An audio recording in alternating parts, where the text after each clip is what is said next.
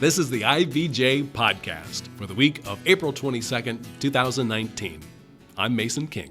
Is there any place around here where they'll treat you right? He said that Todd Snyder's playing down at the Vogue tonight. Beside Mobi, the Central Canal, no part of Broad Ripple better represents the village than the Vogue. It's the area's longest tenured entertainment venue, opening first as a movie theater in 1938 and transitioning to a nightclub and concert hall in 1977. Its signature marquee illuminates the village's front doorstep at College and Broad Ripple Avenues. Nearly every significant music act of the last 40 years has played there, including, bear with me, Cheap Trick, The Ramones, Wilco, Ice Cube, Pink, Rihanna, Johnny Cash, Bo Diddley, David Byrne, Frank Zappa, Blondie, John Hyatt, John Mayer, Kings of Leon, and Snoop Dogg. And it has largely stayed the same since impresario Steve Ross bought the business 33 years ago. But on Friday, IBJ reported that 3 local tech executives bought the business from Ross, with plans to keep the Vogue's general vibe, but also branch out into new modes of entertainment. The owners, all 3 of them in their early 40s, are Eric Tobias, a co-founder and partner at High Alpha, an Indianapolis-based venture studio that guides and nourishes startups. Scott Kraege, the co-founder and former CEO of Mobi Wireless Management in Zionsville. And Andrew Davis, Mobi's former chief financial officer. I sat down with Eric Tobias to talk about why these 3 guys wanted the responsibility of maintaining a landmark business, what they plan to do with it, and how running the Vogue dovetails into their concerns about recruiting young workers to the Indianapolis area.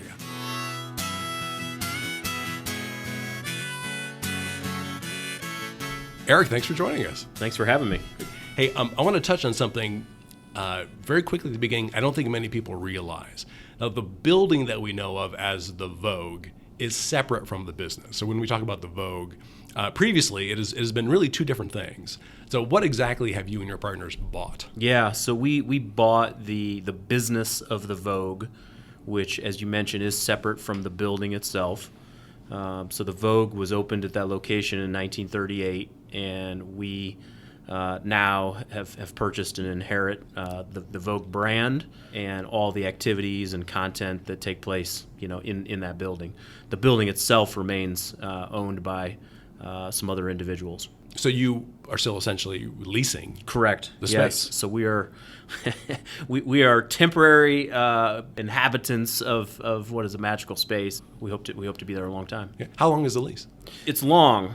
So Steve Ross, the gentleman who we purchased the business from, had signed I think a 10-year lease, and we're maybe a year or 2 into that. So we've got several years remaining on it, and we're actually in the process of negotiating an even longer lease with the owners of the building now. We want to make some improvements to the building, and for all parties to feel good and comfortable about those investments, we're trying to make sure we're there for a long time. Okay, so you felt comfortable even though you don't control the building. We do. Yeah, it's a little bit of a risk, but we do feel comfortable. We've had a number of conversations with the owners of the building, and they're I would say they're as committed to the Vogue as we are. They see it as being important to Broad Ripple, and they own a lot of real estate in the Broad Ripple area, and they want it to be there a long time too. So the first thing everyone's going to want to know is what's going to change? Yeah, hopefully nothing, and we really mean that. There's a lot that's working at the Vogue today. The mix of content between live music and pre-recorded music, DJs playing shows, works really, really well. On the live music side, you've got a lot of different genres, everything from rock to EDM to rap. Not a lot of country, so we may introduce some country where appropriate. And then on the pre-recorded side, the Vogue has been known for a long time as a great place to go and party and have fun and dance, and we think that'll continue too. The mix today is about 50-50 between those 2 formats, and the venue itself is open maybe 2 or 3 nights a week. And so I think as you think about what does the Vogue look like, say, a year from now, probably that same balance, but it's more nights. And so if we're open 2 to 3 nights today, hopefully that's 4 or 5 nights a year from now. And we've got plans to fill in those additional nights with a mix of live music, DJ, and then some unique content that that Broad Ripple and the broader city hasn't seen yet. Oh, no, what would that be? So, a couple examples of that. It's ironic we're doing a podcast. Live podcasting has become a really unique thing for people to go and witness. So live audiences participating in the recording of the podcast. You think about when an author writes a book, they oftentimes will go on tour in the same way a musician goes on tour to support their latest album. And they're promoting the book and doing speaking engagements and book signings. We want the Vogue to host those type of events. We think there's a really unique opportunity to bring more community events into the Vogue. And some of those things have just historically not been associated with that venue. From our perspective, kind of being the fresh perspective, I guess. Feels like the Vogue is a real institution of Broad Ripple and the broader city, and no reason why those kind of events shouldn't be hosted there as well. Mm-hmm. So for podcasts, we're probably not going to do the IBJ podcast there. We probably can't get an audience. But I'm thinking back to like NPR shows. Yeah. That seem to go around to different cities, Yeah. And do tapings there, that sort of thing. Yeah, exactly. While we haven't secured this, I'll just use it as an example. One of our portfolio companies at High Alpha, Lessonly, has a user conference every year. And their user conference in 2019, one of the speakers will be the gentleman who started the podcast, How I Built This, which is one of the top 10 podcasts. It talks about entrepreneurs. Yes, yeah. Exactly. Entrepreneurs and how they started their businesses.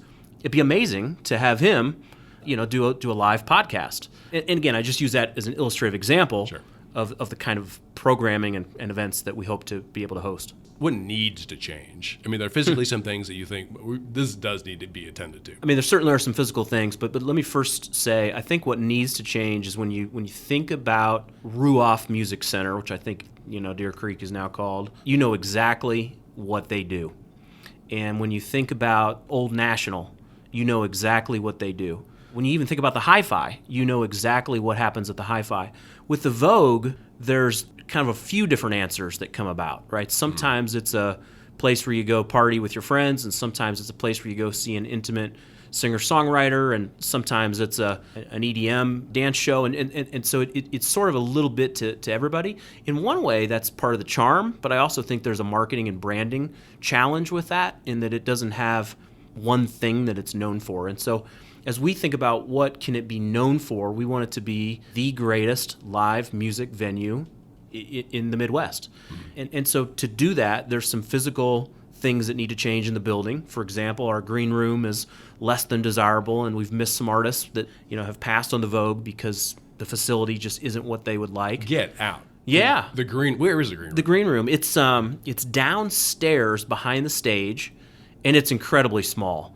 For a 5, 6, 7 piece band, it would be tight. And what you got to remember is, a lot of these artists are on the road. They're living out of vans or, in some cases tour buses. And when they land in a city, they're excited to stretch out. They're excited to get a shower. They're excited to have some friends and relax. And so green room's a really important piece of the puzzle. There are other things like the polyphonic spree, for example, couldn't roll in there. However many people that is 25 or something. That'd be a challenge. They would not fit. They would not fit. Okay, no. So we need to make it bigger and more comfy. Yeah, bigger, more comfy, Yeah. A little more accommodating, a little higher end experience. Mm-hmm. On the whole, we think the venue needs a literal and proverbial fresh coat of paint.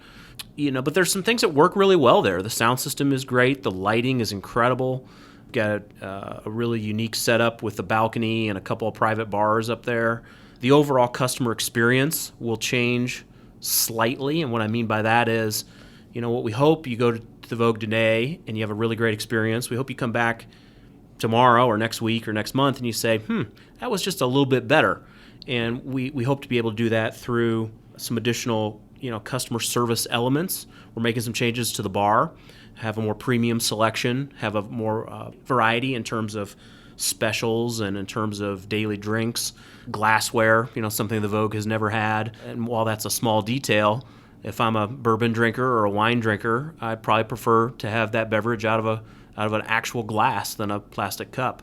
Not to mention, the environmental benefits of that. So there's a lot of little things that we see an opportunity to do. It's not, it's not one or two big things. So you purchased a business from Steve Ross, Yeah. Who'd been doing it for 33 years, Yeah. I believe, and probably had a lot to do with securing talent, for example, and running the place. How do you replace that? How do you replace that institutional knowledge? Yeah, Steve's an amazing guy. Really, one of the unique parts about buying the business was just getting to know Steve and hearing his story and all the stories that he has had throughout the years.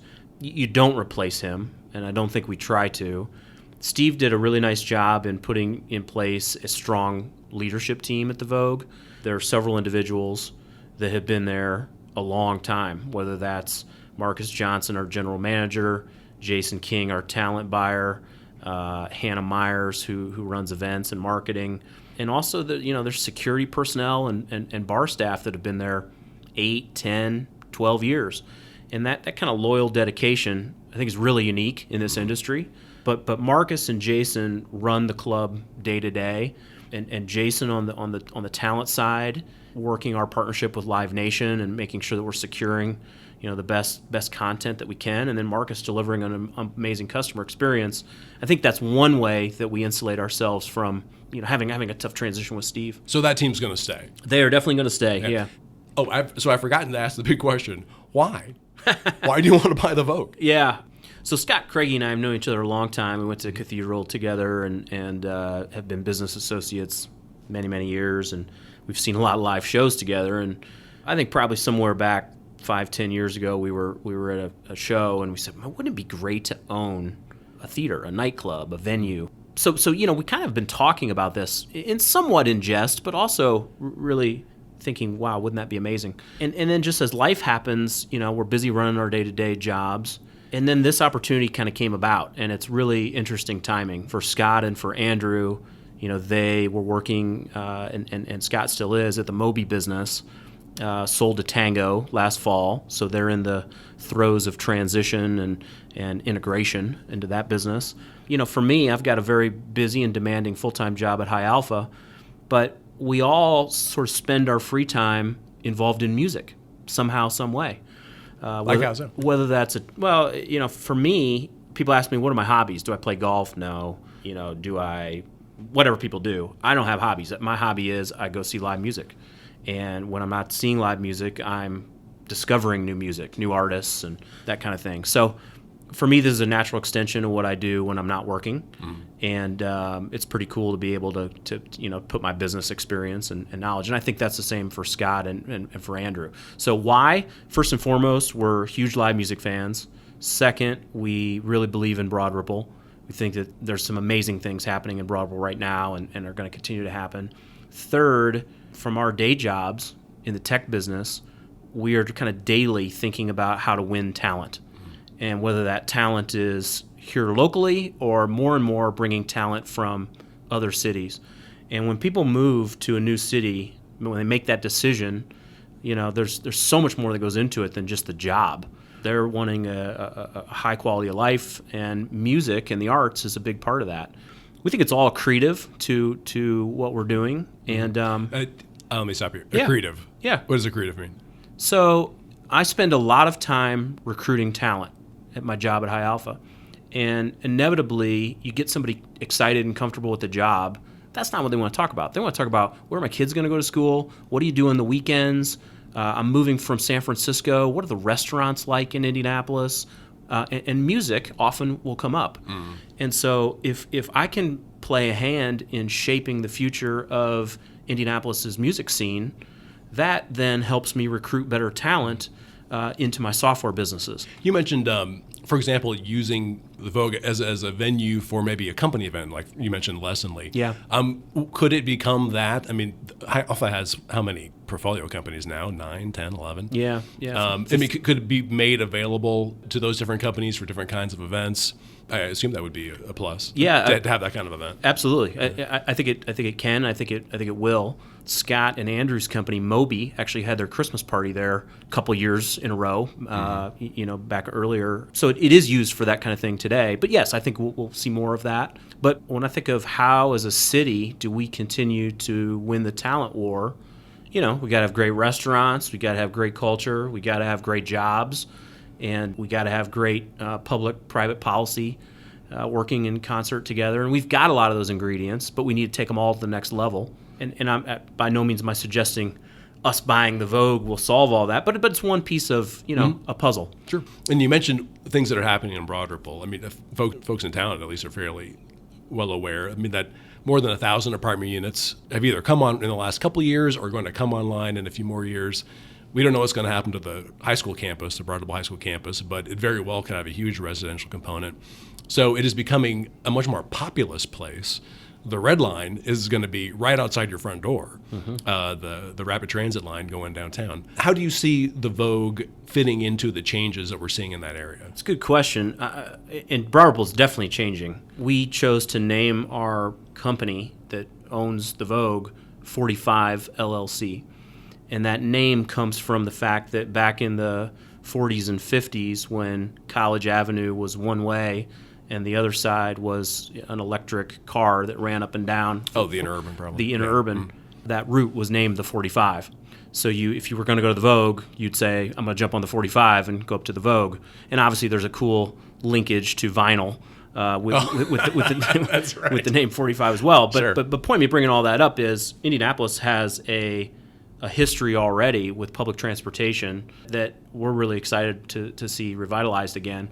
I think that's going to open up a lot of new doors for the Vogue. Today I work with a number of millennials that live downtown that don't spend a lot of time in Broad Ripple. And I think this will be a way to give them an opportunity to experience different parts of the city. I also work with a number of folks that live in the suburbs. And they don't get downtown or they don't get to Broad Ripple much. So, I think the Red Line's huge. But beyond the Red Line, you've got a changing dynamic of a really unique neighborhood that brought together and brings together a mixture of backgrounds and ethnicities and, cultures. And I think a lot of this new housing will continue to propel that. The work that the Broad Ripple Village Association is doing to make sure that Broad Ripple stays a little weird, is super important, right? Yeah. How the Vogue plays a role in that, some of that's yet to be determined, but we're focused on that mission because somebody asked me in this process if we were, we're all live music fans and, we all kind of have our own tastes.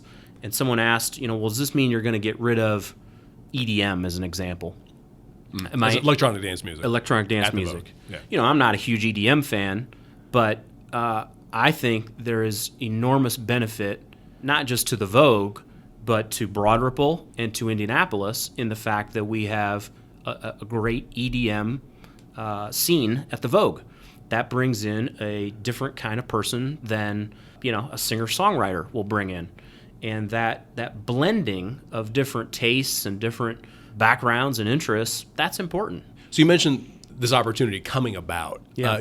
Can you give me a quick synopsis of how did this come about? Yeah, so my partner Andrew really has been looking to buy a business and was scouring businesses that may be available and came across a listing for something called an event center and started to dig into it, and there was a lot of kind of secrecy behind it and not a lot of names being shared, and after multiple non-disclosure agreements being signed, Andrew learned that the event center was in fact the Vogue.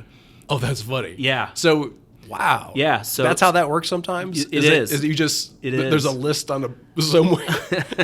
Well, that says interesting business opportunity if you're interested in large event centers. It was a little less conspicuous than that, but not quite. So Steve had decided to sell the business and had enlisted some folks to help him do that, and Andrew found them, and then Andrew, having worked and been friends with Scott for the last 5+ years, took it directly to him, knowing his love of live music. And fortunately for me, Scott and Andrew brought it to me as well. So that's kind of how it came about. And we're really a great complement for one another. Andrew is very financially minded and focused on the operations of the business. Scott is really a big thinker and pushing the kind of innovation envelope. And I'd like to think that I know something about running a business and trying to take things to the next level. So I think we're a good complement for one another. So you it's not like one guy is going to be kind of the managing partner and the other two guys are going to sit back. You all have something to add. Yeah. Yeah, I think we definitely have our own ideas and a shared vision of what we want the Vogue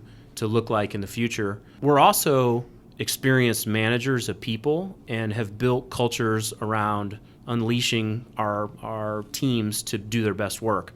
So already in the week that we've owned the business, it's clear that Marcus and Jason and Hannah and others at the Vogue have ideas for changes that could be made.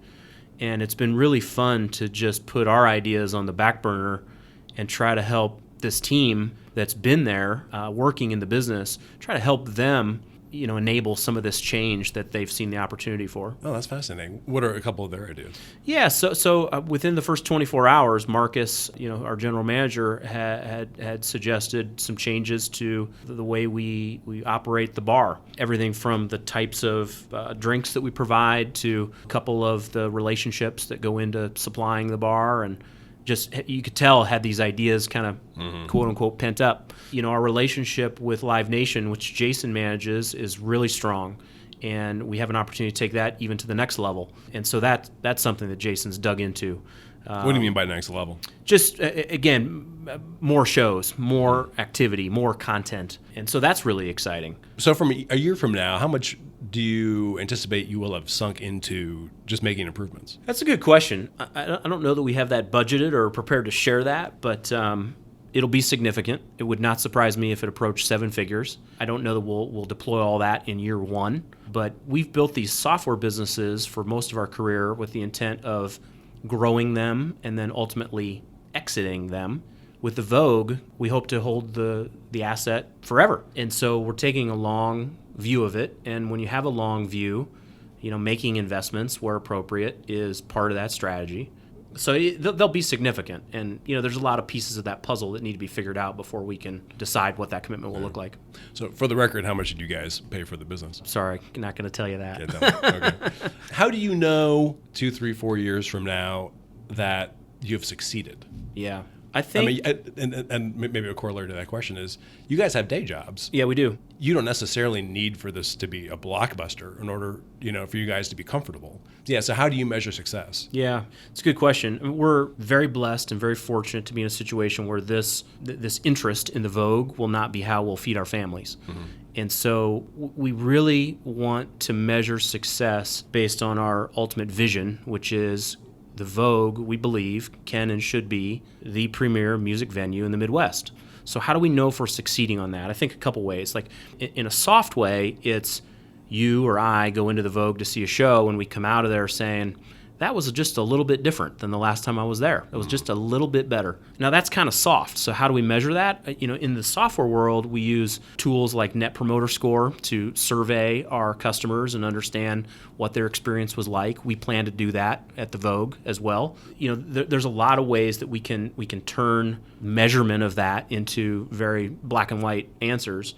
And that'll be a large part of how we'll look at success. The club has historically been run on, did we make money? Yeah. And as most businesses need to do, that was an important metric for the Vogue. That will not necessarily be our primary driver. It will be much more, are we bringing an amazing customer experience to the live music scene of Indianapolis? And if we're doing that, we believe the economics will take care of themselves. Okay. If you're breaking even, is that good enough? Yes. If you're losing money, is that okay? Yes. Wow. Yeah. God bless you. Yeah. Well, how do I work there? We have a long-term view. So Yeah. if we lose money for 10 years, that's not a good thing. But if we lose money for a year or two because it's in service of our greater vision and we're making progress toward that vision, then that's fine. Well, hey, let's check in like a year from now. Let's see what's happened. Yeah, that'd be fun. Appreciate it, Eric. Absolutely. Thank you, Mason.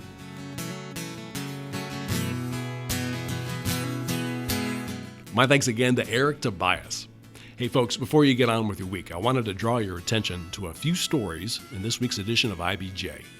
Lindsay Erdoty reveals that the city's Capital Improvement Board, which owns downtown's major sports and convention facilities, is facing a major crisis. If legislators don't approve the funding measures before them that will help pay for the renovations to Bankers Life Fieldhouse, the CIB is headed for insolvency. Even if they do approve the measures, the CIB still faces some very lean years. Also in this week's issue, John Russell explains how Eli Lilly and Company is pushing hard and spending large sums to become a major player in the cancer drug business. And Susan Orr checks out the new Needler's Fresh Market Grocery downtown, which the firm is using as a prototype of sorts for future growth. Again, you can find all of these stories in the copy of IBJ that you undoubtedly have delivered to your home or office, and at IBJ.com as well.